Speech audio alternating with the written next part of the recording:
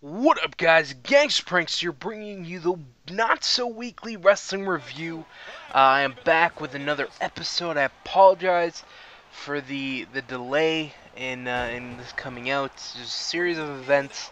1 week I had my some family stay with me, so that just blew plans out the window.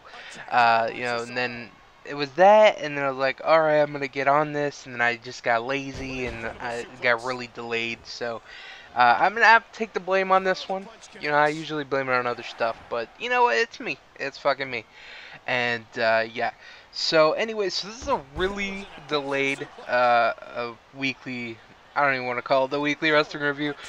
This series where I talk about wrestling that happened.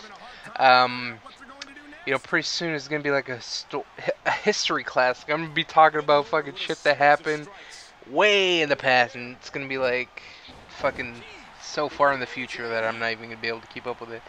But yeah, enough about that. I'm gonna be working my way back up. I feel so redundant just saying the same shit over and over again. But I'm happy to say that I'm already working on the next episode of the Weekly Wrestling Review, so it should be out sometime soon. Take that for what it's worth.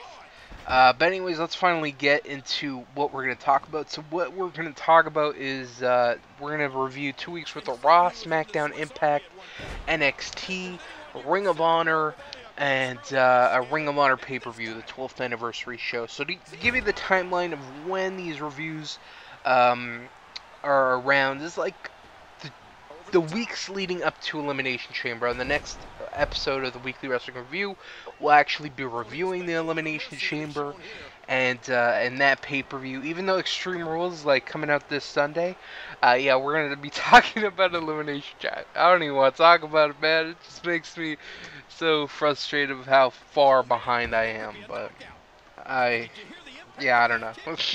The next the next review show that I do, I'm not even gonna call it the Weekly Wrestling Review.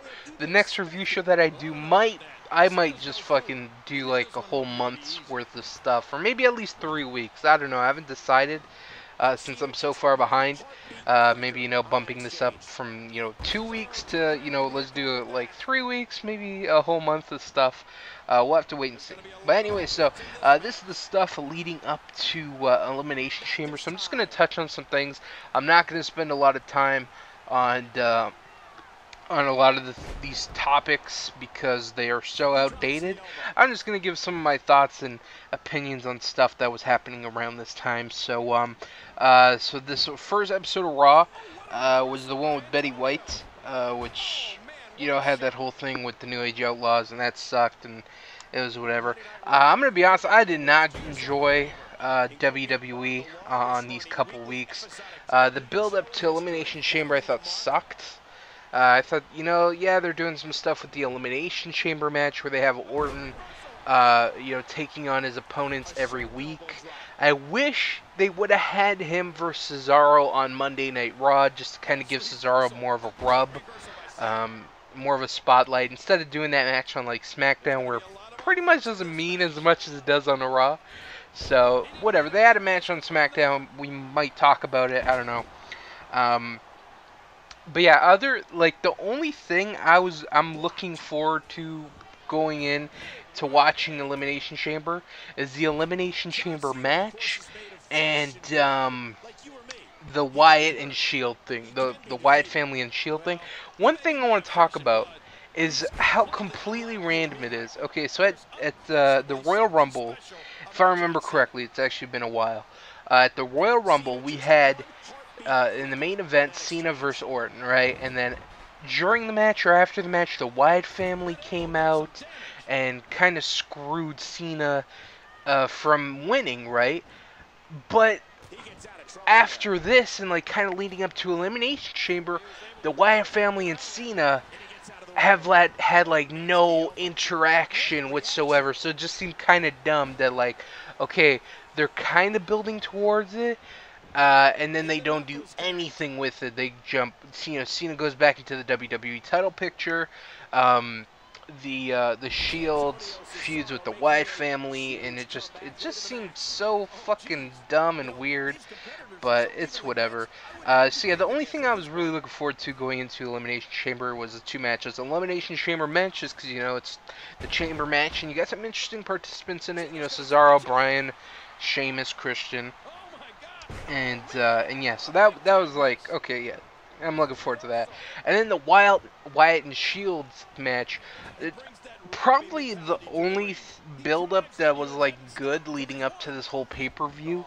Actually, the Elimination Chamber build-up to that was alright, and the Del Rio Batista was okay. But the whole Wyatt, like, you know, watching Raw, you're supposed to watch it and then like, oh shit, I want to see the payoff for this match. The only match I want to see the payoff for, Wyatt's in the Shield, because that was the only decent build-up that they were doing at the time. So, yeah, all the Wyatt and Shield stuff was fucking awesome. I loved every minute of it. Probably my two favorite acts in WWE. I don't know about currently, but at least around this time, absolutely. Love the Shield, love the Wyatts, and then them going head-to-head was just awesome. What else do we got?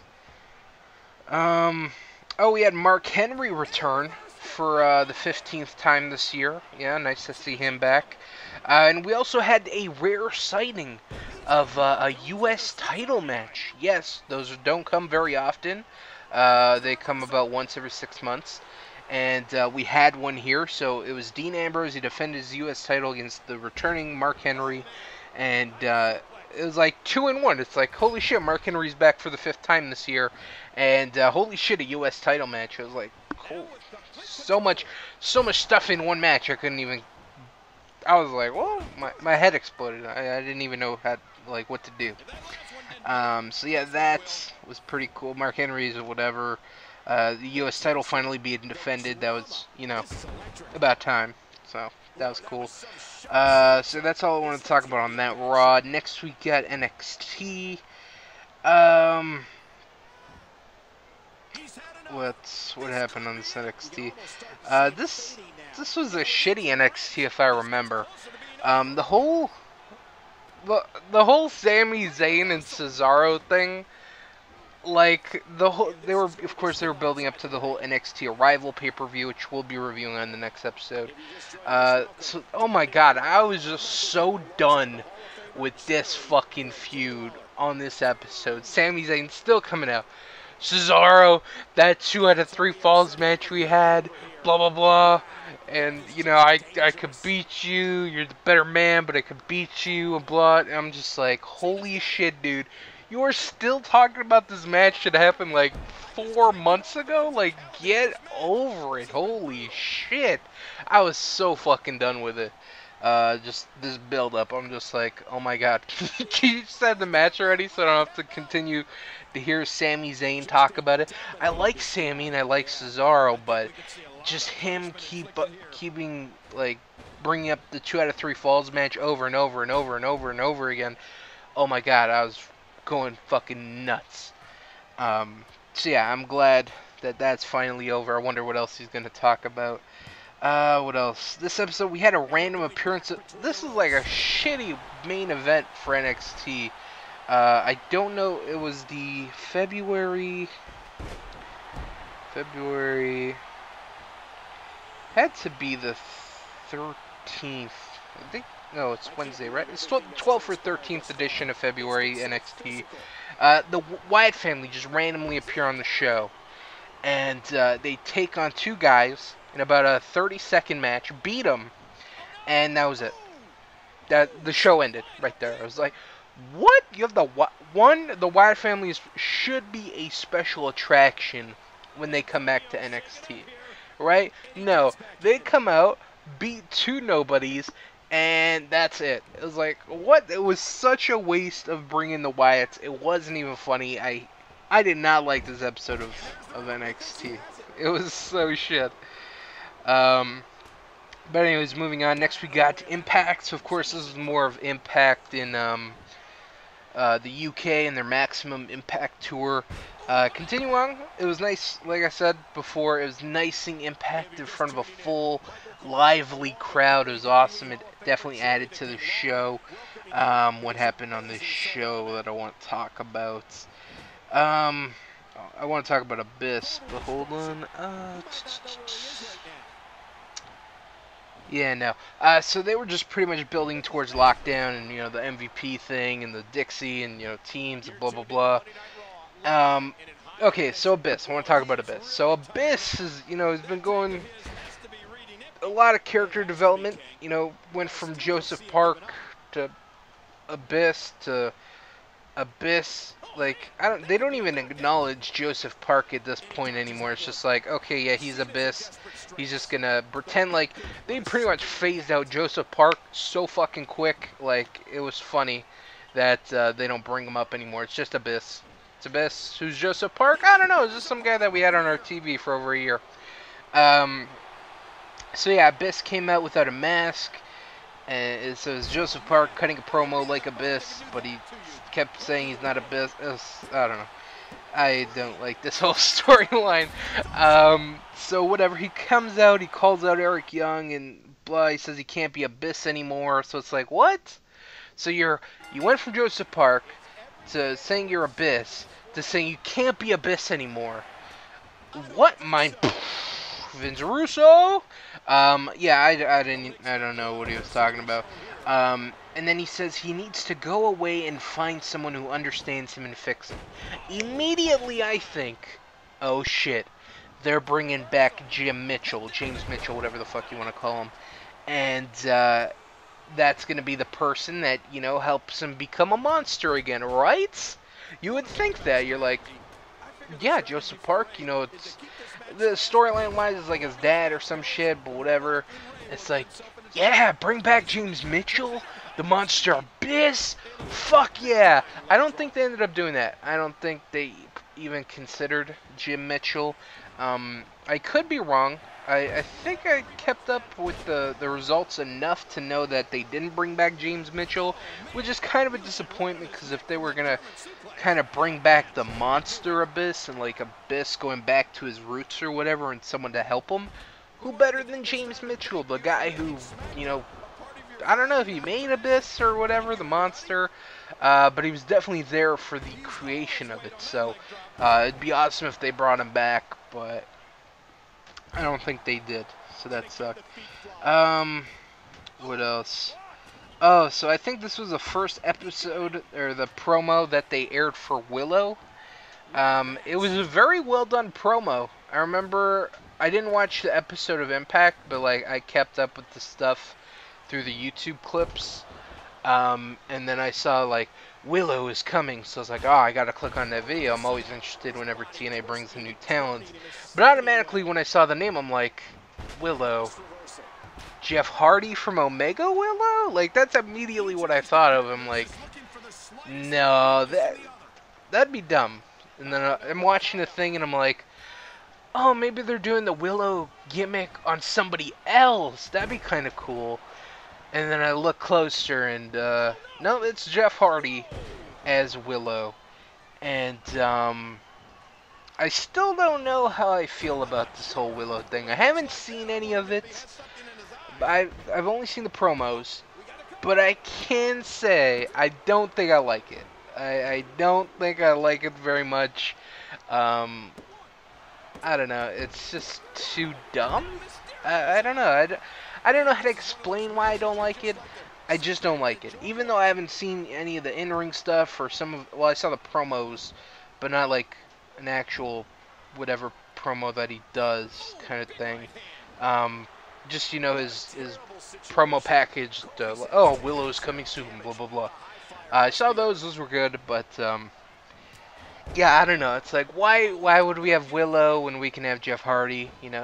A lot of people have said, it's something different for him. And yeah, that's true. Jeff Hardy might have been getting a little bit stale. Maybe bring in Willow, spice things up. But, how do you explain, like, I don't know if they've explained it on TV. Like, okay, they acknowledge that Willow is Jeff Hardy or how that works together. I'm not sure. You know, watching the episodes of Impact, hopefully they'll explain that or acknowledge it or whatever. But yeah, I don't know. I don't know how I feel about this. What else? We had Chris Sabin versus Velvet Sky. They had a match, whatever, never happened after some chick came out and beat up Velvet. I remember when I read the results for this, I'm like, what? And then she called herself the alpha female? Like, okay, you know, interesting, new knockout. And then I think they already got rid of her. Like, within 2 months, she's come and gone so fucking quick. I don't know. I'll have to watch Impact to see what happens, but, yeah, that didn't last too long. And then what else? What else happened on this show? I don't think anything else I want to talk about. Next we got Smackdown. I really don't think there's anything I want to talk about. Oh, actually there was a match I really enjoyed. It was Jack Swagger versus Mysterio versus Kofi versus Mark Henry in a four-way. Winner gets an Intercontinental title shot at Elimination Chamber. Really weird cast of people you got here. Mysterio, Henry, Kofi, and Swagger. And it's like, okay, so there's one heel in this match? Oh, so he's going to win. So yeah, automatically, whatever. They had a good match. That's the whole point of this. Very surprisingly, like, I don't know. I didn't really have high hopes for this, but they did some good stuff. They had a nice triple German suplex spot that I really enjoyed, and it was just a nice, short, little, enjoyable, fast-paced match. What else do we have? We had the main event, which was Cesaro versus Orton. That was a good match. I enjoyed that. Cesaro won, surprisingly. Like I said, I would have liked that to happen on Raw for it to be more meaningful, but, you know, it's still a big win for Cesaro. So next we got Ring of Honor. I'm not really going to go through this too much because they were just showing matches from an event they had called Wrestling's Finest. I do want to talk about one match. They had the finals of the Top Prospect Tournament, Raymond Rowe versus Hanson. They had a good match. I want to talk about these guys in a second. But they just beat the shit out of each other. I really like Hanson. He's just got a very unique look to him. He just looks like, you know, he looks different. You know, when you think of Ring of Honor, you think of like all different types of guys, right? You think of like, you know, some not too many big guys, right? You think of like more small guys, fast-paced stuff, good wrestlers. But every once in a while they have that big, rugged-looking guy, a Samoa Joe type that's just gonna fucking kill you. And that's what Hanson is. And I'm very excited to see what he's gonna do in Ring of Honor. I actually really like the Ring of Honor roster that they have right now. It's just, I'm very excited, like, the potential matchups that we could see in the future. And just with the addition of, like, two guys, like, you know, for the past couple months, you know, it started with Chris Hero when he came back in December at Final Battle. And then the whole AJ thing, he did come in. And then those were two huge accusations? I don't know, that sounds, I think it's right, but it sounds weird when I say it. Those were two big pickups for Ring of Honor, Chris Hero and AJ. And then, you know, that on top of the already awesome roster that they have, you know, Cole, Lethal, Elgin, Steen, the Briscoes, Cedric Alexander, Roderick Strong. And then you got, you know, AJ and Chris Hero, and now you got, you know, a guy like Hanson, and I'm interested to see all the different matchups that he could have. And Raymond Rowe, I think he's going to be a part of the Ring of Honor roster from now on. We'll have to wait and see. I think he might be just part-time. I don't know if he's going to be a full-time roster member. I know he's on a bunch of upcoming shows, so that might be that he's a part of the roster, which, you know, it's cool to see some fresh new faces, especially since you see a lot of people leave Ring of Honor. Like, Ring of Honor is a huge, it should be a developmental system for WWE because they've gotten so many guys from there. And, you know, look, some of the guys that they've gotten from there are some of the biggest stars in the company right now. Cesaro, Bryan, Punk formerly. You have Seth Rollins right now doing big stuff in the Shield, and it's like, oh my god, just pick up Ring of Honor. They're an awesome developmental. You've obviously seen a lot of success. a lot of turnout success. You know, you bring the guys in, they come in, they do a lot of awesome stuff. People like them, blah blah blah. You sell a lot of merchandise and stuff like that. So it's like, just fucking pick up Ring of Honor. That's your developmental system. Pick up all these indie guys, have all these awesome matches, bring them up to TV. Dunzo. You know, it's an awesome developmental system. But what was I even talking about? Oh, I think I was talking about the Ring of Honor roster. I don't know. I went on a huge tangent. So Hanson, I'm interested to see what he does. I just heard that the Young Bucks are back in TNA, or not TNA, Ring of Honor, and I believe they actually won the Ring of Honor tag team titles, which is pretty interesting. So yeah, they're back with Ring of Honor. So very exciting time to be a Ring of Honor fan. All these awesome guys and stuff. So yeah, I'm excited to see what's in store for the future for Ring of Honor. We'll talk more about Ring of Honor at the end with the 12th anniversary show. Next we have Raw. Nothing I really want to talk about. Cena and Cesaro, they had a really good match. Cena won, but I really enjoyed this. This was awesome. That's about it. That's all I really want to talk about. Next, we have NXT. I can't believe everything that's transpired thus far. It's been so physical. Nothing I really want to talk about here. They hyped up more stuff for the pay-per-view, the Arrival pay-per-view. You know, stuff with Sami Zayn and Cesaro. And Adrian Neville and Bo Dallas. You know what I was thinking? Like, you know, they're doing this 2 out of 3 falls match again, but it's like, it should really be like an Iron Man match. Like, let them go half an hour, let them see how many times they can beat each other, and they should go fucking 20, or they should go the whole 30 minutes without pinning each other. Oh, they keep kicking out, blah, blah, blah, blah, blah. Let them go 5 more minutes, bam. I think that would have been awesome, but I think they ended up doing another 2 out of 3 falls match, which, you know, was probably pretty good, but an Iron Man match. Like, when's the last time we saw an Iron Man match? It's been quite a while. Let's see that on NXT. That'd be an awesome thing, but whatever. Next we got Impact again. Nothing. James Storm turned on Gunner. This has been a long... I think they just ended the feud, actually. This has been a really long feud. I think they just ended their thing at Sacrifice in a Last Man Standing match or something. So it's a really long-ass feud, which I'm very surprised about, because usually with TNA they try and, like, okay, they try and hotshot everything. So for them to, like, take their time with the story and flesh it out for this amount of time is very different for them. And that's about it. That's pretty much James Storm turned on Gunner, and that was that. Next we got Smackdown. Nothing I want to talk about here. Next we got Ring of Honor. Again, they showed more of the stuff from Ring of Honor's Wrestling Finest pay-per-view, which was just, I don't even think I watched. I'm not sure if I watched it. It's not on my notes, so I guess it was nothing memorable. So last but not least, at least review-wise, we have Ring of Honor's 12th anniversary show. Pretty big show for Ring of Honor.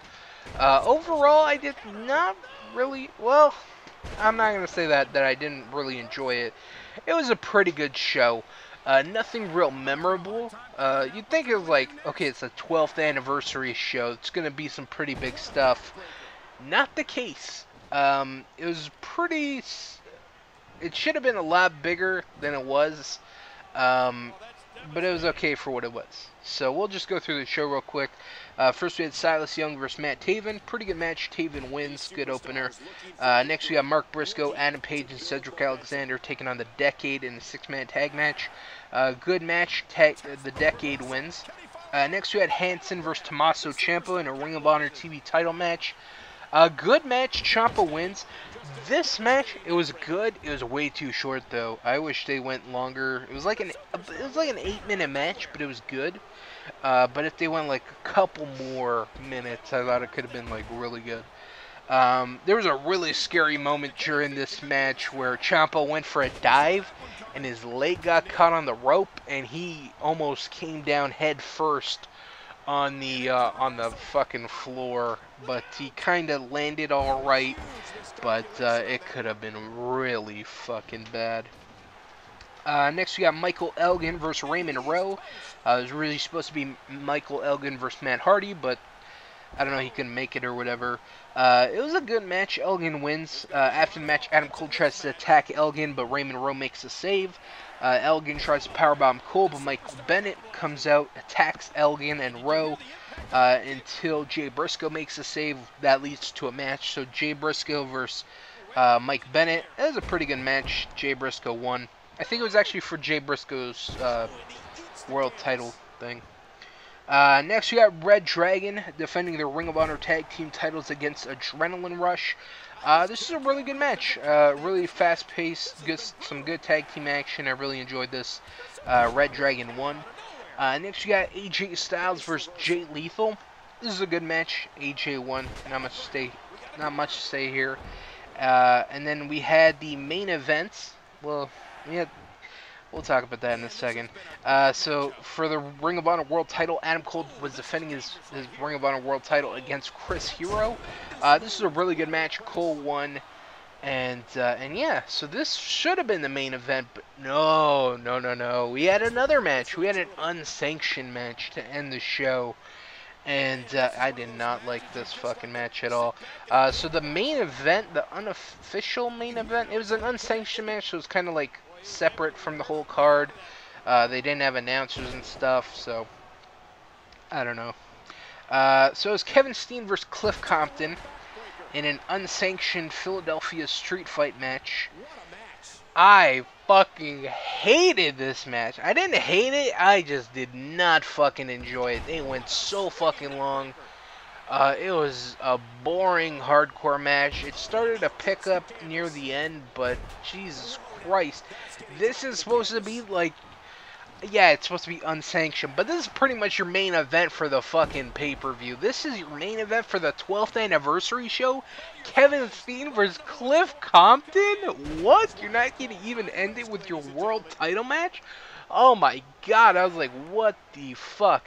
And the whole thing is like, oh, it's an unsanctioned match, so it's not really an official match. But I don't know, they could have squeezed this in the middle of the card and it would have been fine, but I don't know why they stuck it at the end. I fucking hated this. I'm making it sound like it was really bad. It was pretty good. And if I had to give it like out of 5 stars, it'd probably maybe 2. Maybe 2. It'd be like 1 3/4. But I'd give it 2. Fuck it, I'll give it 2. 2 out of 5 stars. I fucking just the fact that this was the main event, but it was unsanctioned, whatever. I did not like that. I just didn't like the match. I did not like it at all, especially this being the main event, the unofficial main event, whatever.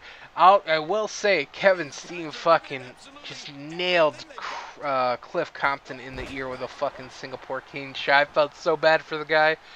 Fucking, I don't know what he was planning, but he like whacked him in the head with the Singapore King when he was supposed to go for a body shot. For some reason, he was just like, fuck it, I'm gonna whack him in the head. Boom! And just hit him like in the, well, he hit him in the head and his ear was attached to his head, so I guess he hit both, but nailed him in the ear region. And I was like, oh fuck, that felt so bad for the guy. Come to find out, he actually suffered a concussion during the match. And yeah, Steen beat the fucking dog shit out of him.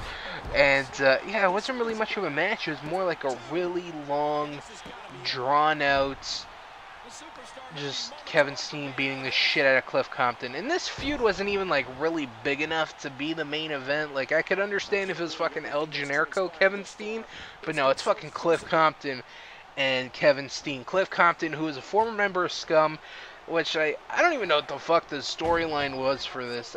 They're former members of Scum, Cliff Compton something. I don't know.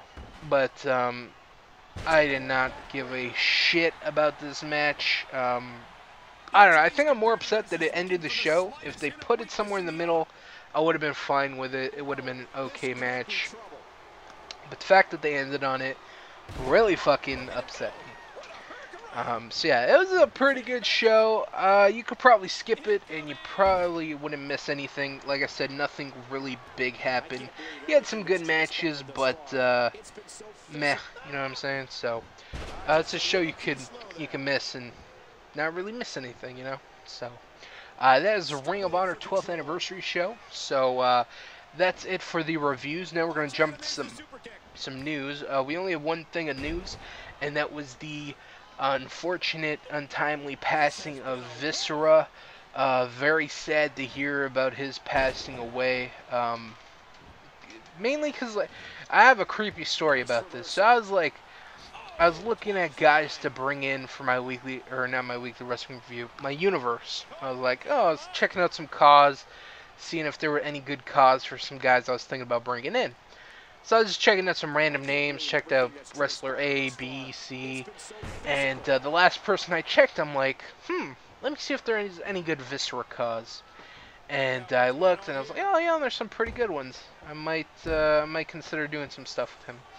And that was the last person I checked out. And then after I checked him out, I'm like, something told me, like, you gotta go look at the wrestling news website. Like, just go look at the wrestling news website. So I'm like, alright, whatever. Turn off my PS3, get on my laptop, go to my wrestling news website, and what do I see? Fucking Viscera passes away. I'm like, holy shit, that's creepy as fuck. And yeah, just to come out like a couple minutes ago, I'm fucking looking at cause of the guy, like, oh, I might bring him into my universe. And now he's fucking dead. I was so creeped out. I was really creeped out. That's all I can say. Is it's a fucking creepy ass story. But yeah, so it sucks to hear about his untimely pass. Of course, he was, you know, a pretty big guy.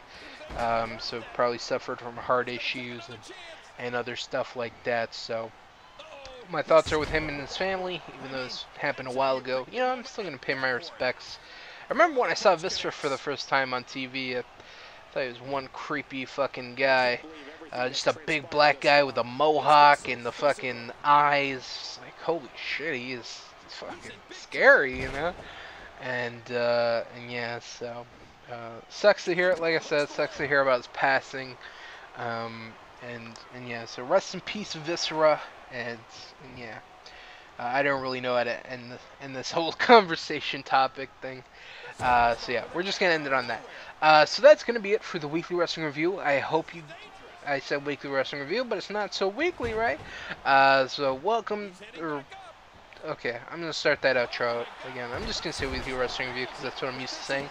Alright, so I want to thank you guys for watching another episode of the weekly wrestling review. Hope you guys enjoyed. Catch me next time where I review... I know Elimination Chamber and the NXT Arrival pay-per-view. I'm not sure about any other things. I don't think there's any Ring of Honor pay-per-views or stuff. So NXT Arrival pay-per-view, Elimination Chamber, 2 weeks worth of Raw, SmackDown, Impact, NXT, Ring of Honor.